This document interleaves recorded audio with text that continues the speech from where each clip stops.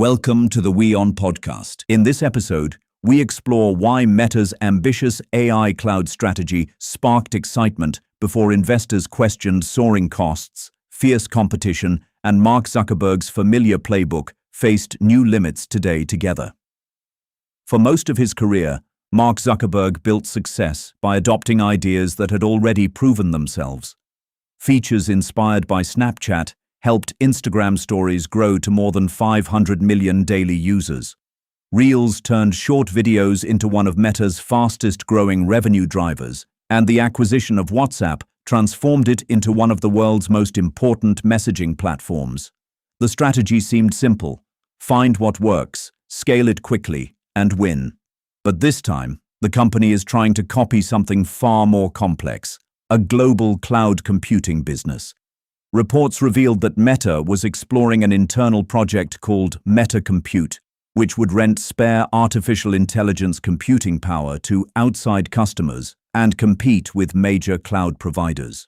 Investors initially welcomed the idea, sending the company's stock up by almost 9% after seeing the potential to earn revenue from infrastructure backed by annual capital spending of between $125 billion and $145 billion.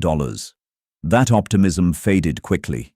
Analysts at Wolfe Research argued that building a true cloud business would require far more than unused computing capacity. They estimated annual capital spending could climb to around $200 billion, well above earlier expectations.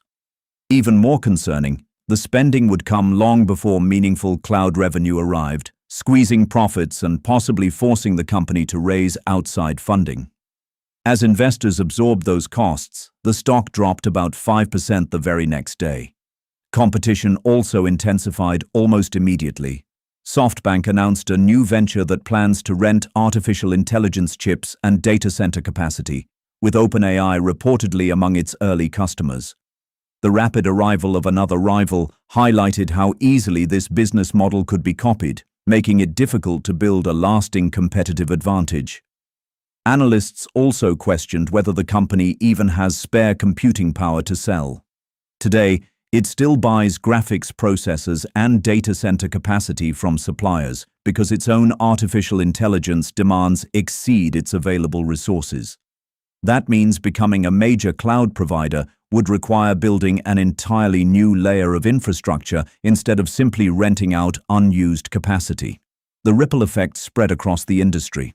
Suppliers that currently provide computing resources to Meta saw sharp declines as investors worried future demand could weaken. At the same time, the possibility of annual spending reaching $200 billion raised concerns about falling margins, tighter budgets, and the risk of hiring freezes, restructuring, or future layoffs if the expected returns fail to arrive. Thanks for tuning into this incredible story.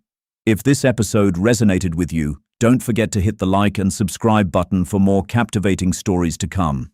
Stay tuned.